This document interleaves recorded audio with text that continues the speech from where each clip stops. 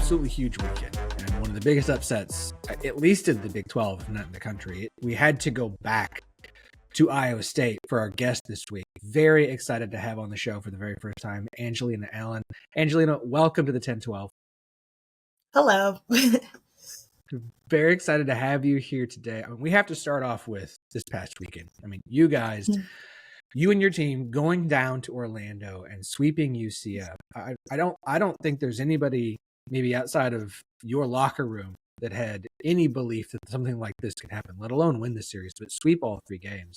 But what was the mindset of the team going into this weekend? What do you think it was that gave you and your team the ability to go down to Orlando and sweep UCF in 3 games? Yeah, I think honestly this season hasn't been going exactly how we wanted, and of course every season's not going to go exactly how we wanted. And so just going back every weekend we kind of just go out the same of our goal is to play our game. Our goal is to not worry about our opponent. We know UCF, and UCF is still a very, very good team, and we know what kind of battle it would have been. And so just going out there and kind of just playing free and being able to just, hey, we're going to just give it our all no matter what. And we're especially going off of playing Ole Miss the weekend before. That was really good preparation for us to just go out there and just play our game and see what happens. And I think hands down, our pitchers just dominated. Our pitchers really held us in. Of these games, we scored 6 runs that weekend. That's it. Usually that's a game for most teams. And so our pitchers really held it down for us, and our defense also gave us a chance for the hitters to kind of work through some things.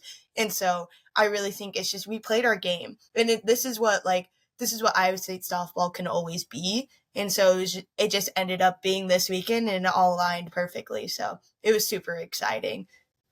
You talked about the pitching staff. You are a senior. You've been on captain on this team for multiple seasons. This is a really young roster that you're a part of this year, and obviously that young rosters growth has to happen. How would you kind of grade where this team is, especially the pitching staff now compared to the beginning of the season? Mm-hmm. I think we're only on our way up. I think, with being a young team, there's a positive and negative. Young, nobody knows us. Nobody knows our pitching that much. Nobody knows a lot of our hitters.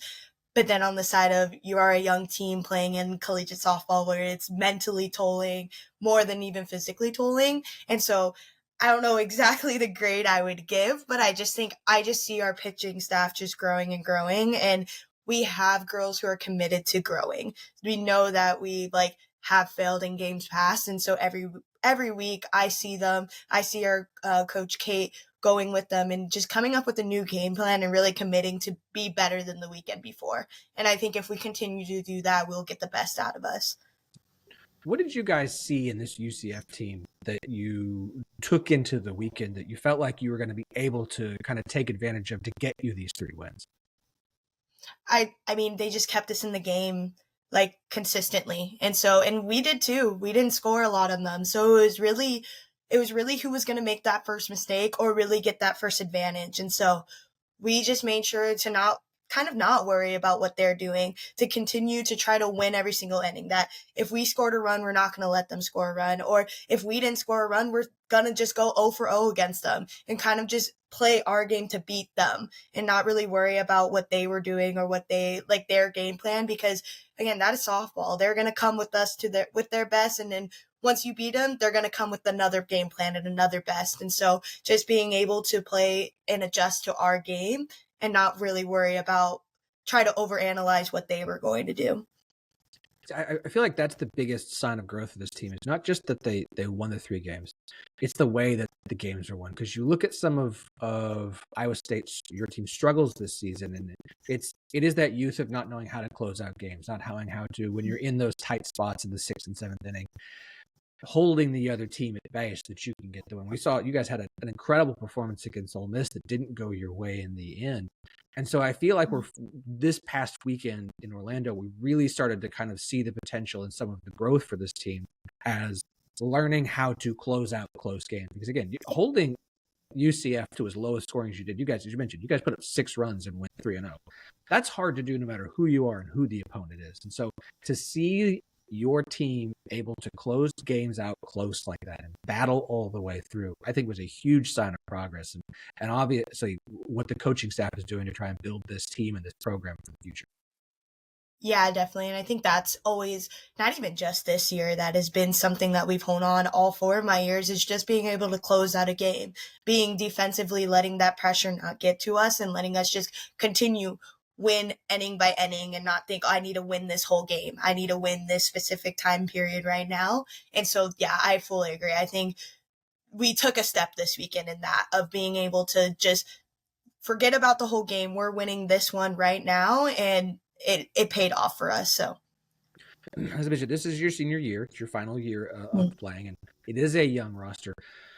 How much, obviously, as a captain for multiple seasons, you've had to be a leader. What's the difference between having to be kind of a leader this year for this roster as opposed to like last season? Yeah. Well, the past 2 years I was captain. I was co-captain with Malaysia Ochoa, who hands down one of like the best players I've ever played with, one of the best captains I've ever like been with as well. Of both of our leadership styles really went hand in hand. And so this year I had to kind of step out of my box of what kind of leader I was going to be. But then also like taking a step back and letting a lot of our younger girls kind of have step into a different role. We have Jessie Clemens and Serenity Trice kind of stepping up into a leadership role of not only me leading this team, but also thinking of the future of, I need to prepare some of these girls to be leaders next year because I'm gone after this year. And so being able to not only stay in this like captain position, but also take a step back and let other girls kind of lead this team a little bit also has helped me kind of be more present in my senior year as well. I've had countless talks with my coaches of putting a lot of pressure on, I need to get this, I need to do this for this year. But I done what I need to do for this team. I've made an impact on this team. And so let me play free and let the younger girls kind of bring in what they bring to this team, because this team is so young and it's so new, and it's going to be a new program of Iowa State now. And so letting them kind of develop that on their own while keeping some of the stuff that I value for our team.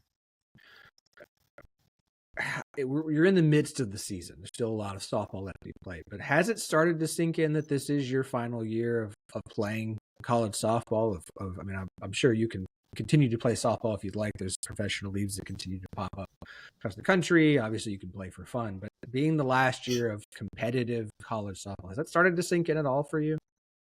Yeah, definitely. I mean, we just went on an 8-week travel like schedule, rigorous. And Yeah. so, and now I have one more plane ride for the rest of my season of like little things like that. I'm like, wow, it's slowly like ticking, but I'm trying to not like think of it too much, of just, again, staying in the present, of really enjoying it a little bit more than I think the season started off rough and I was like, oh no, I needed to do so much to like finish out strong. But I think right now I'm in a good state of, I'm just staying present. I'm going to enjoy our home opener this weekend, enjoy just being with my girls for one last time. And so it's slowly getting there. It's slowly ticking, thinking about, we've had like messages about senior weekend, talking to my parents about when they're coming out, and like, just so it's slowly coming, but just trying to kind of keep it weekend to weekend and really enjoy the moment.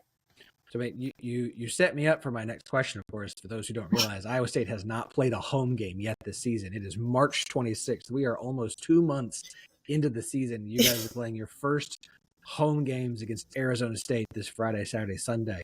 I mean, what is that like? I mean, it's obviously you're in Iowa. It's cold for a long time. You got to deal with issues of snow and weather. You guys don't have lights to do night games, so it is hard to play home games early in the year. And so taking this long to finally get to be at home for a game, I mean, we had Coach Pinkerton on last week, and like you guys, he mentioned, you guys really haven't even got to practice at home that much. So how big is it for you to finally be at the stage of the season where you're able to be at home, play at home, practice at home, and just be there in A's?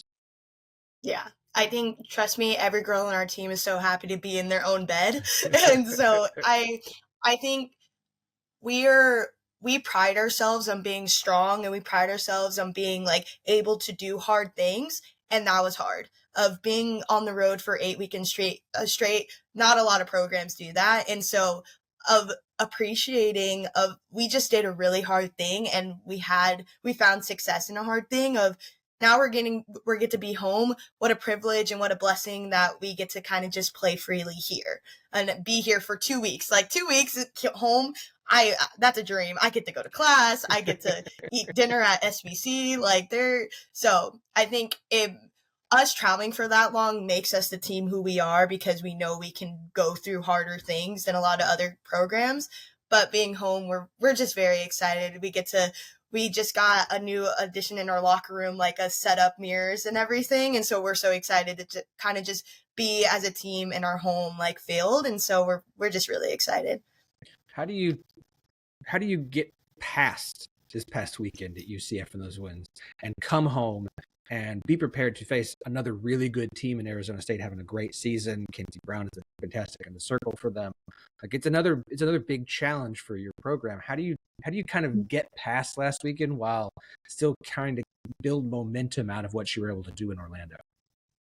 Yeah, Sunday we celebrated. That was my first sweep in my whole collegiate career. So I took that in and I was so proud of our team. And I even had like old alumni even like text me and be like, wow, like that's awesome. And so we really celebrated that. But then we also know that we could have been 10 times better last weekend.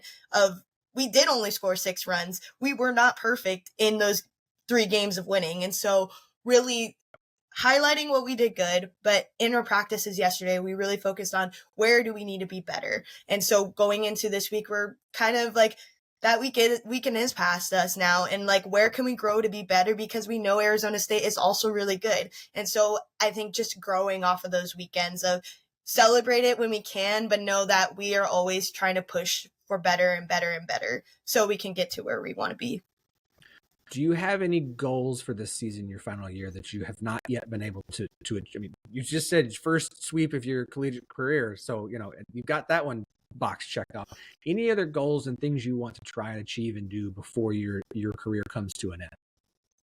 My goal every year has been wanting to go to regionals. And so we're still knocking on that door. And so I think if we could just keep playing how we play, we might get there, we might not, and that is okay. But that's always been my goal, is to go to postseason. And so I think that's one that if I marked off, I'd be so proud of, but not the end of my season, not the end of my career if we don't. So that's always a goal that I have in mind. And then also I just want to leave a bigger impact on this team. I know that we have a bunch of young girls, so I'm just hoping that we can kind of keep the stride that we're going and not go into a rut or a valley when we're facing these really big teams like OSU, like ASU, and like all these teams. I hope that we kind of keep steady and keep that climb, so then next season they know that we can easily beat these teams and that we can start off a little stronger than what we did before. I'm glad I have you, because I've been wanting to ask a player this for some time, and obviously we have Leah Nelson, who helps co-host the show each week, and you guys, it's so much fun. I know you've had plenty of interactions with Leah. But Iowa State's a program, so long as Coach Pinkerton's been there, it doesn't bring a lot of transfers in, but that's because he doesn't see players leave very often. And a player of your talent and of your level, I'm sure, has had opportunities to go to other places where I'm going to use air quotes, easier to get to a regional, like you mentioned. But you have stayed in Iowa State, you've stayed in Ames, and it seems like for the most part, his rosters do that. What is it about Coach Pinkerton and this staff and Iowa State where players just don't seem to leave much? At the end of the day, like, as much as it is about softball, it's also about post-college. And I think Coach Pink and just the whole staff, they really hone in of, I am more than just a softball player, of I am able to do a lot of other things besides this. And so I've been captain for 3 years. I've started all my 4 years of, why would I leave this? And not only that, of I have so many great friends and great opportunities here. I love it here. And so like there's always been that like what if, but I think a lot of girls, we're known to be loyal. Iowa State players are known to be loyal. I came from a travel ball program, Current Angels. You don't leave. And like when you sign that letter, Marty Tyson tells you we are loyal, we are true to our team. And so that's just something that is just like kind of engraved here of you're just loyal to your team. And so I don't know, I would never trade. I would never like go back and make a different decision ever again, because I know what the opportunities have came because of being here at Iowa State. Of maybe those opportunities wouldn't have been if I went anywhere else. And so I just think that it's just how it was supposed to be. And so, and I really enjoyed here. That's awesome. That's look at. I don't fault anyone for transferring, leaving a program, joining another. Like this, that freedom is a wonderful thing that players have deserved for a long time. But it is also, it's always interesting to get a perspective on some programs players leave, some programs players don't. It's just and so I'm always really curious. And so thank you for your answer. That's fantastic. I texted Leah before we got on our call here because I wanted to say, like, is there anything I should ask Angelina about? And what she told me, and I'm really interested in this, is the fact that you have been interning with some Major League Baseball programs. Yeah. Tell me a bit about that experience and what your goal ultimately is there by taking these internships. Yeah, so it kind of started, I came into Iowa State undecided engineering. I didn't really know exactly what I wanted to do. Went through a lot of mid-college crises of, oh my gosh, what am I doing with my life? Changed my major a couple times. But I didn't really get into like the baseball side until Sammy Williams, best player that came through Iowa State. She is a software engineer for the Cubs. And she kind of talked to me about her experience working in baseball and kind of doing what she like this technical side. And I was like, whoa, I can stay in a sport that I really love and still kind of do my nerdy geeky stuff. Like, cool. And so that kind of inspired me to get into this. And so my first experience was after my sophomore year. I went to Chicago, worked with Elite Baseball Training, and they do like hitting assessments there. And so that was kind of my first like step into baseball. A lot of my work was like learning the technical stuff, but then I worked like baseball camps. And so I had to learn how to hang out with little like 12-year-old boys and how to deal with them. I'm a daughter. I have a sister. Like, I don't have any other boys in my life. And so I'm not used to hanging out with guys all the time. So it was definitely a fun experience of learning to find my voice in a place that really isn't like, it's not female dominated.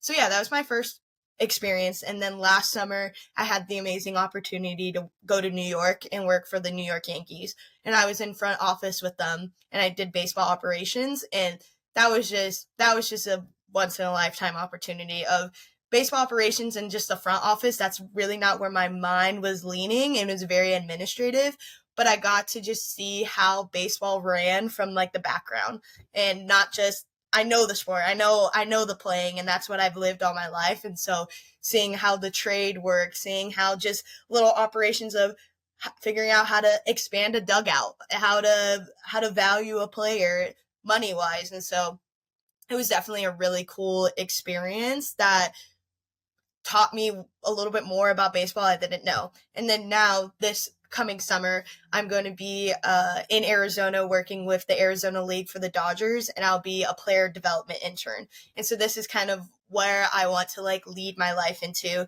is to kind of work on technology that helps players grow. And so if that's in pitching, if that's in hitting, whatever they want me to do, I'm open arms and kind of just really get into that. And so this is an experience I'm super excited, and it gets me a little bit closer to home. So I don't know, baseball it's just such a fun sport, and it definitely I watch baseball now like religiously. Opening day is tomorrow and I'm so excited. And so it's definitely helped me kind of shape me as a player as well. Of I'll sit there and just watch people swing and I'm like, wow, I want my swing to look like that. It doesn't, but it's just something that I really am into. And so, and I bond with it with my boyfriend back home, and also like just other girls around me. We have Victoria Parado. She's a big Dodger fan. I'm a Padre fan. So during the World Series in October, it was a little heated between us, but it was all good.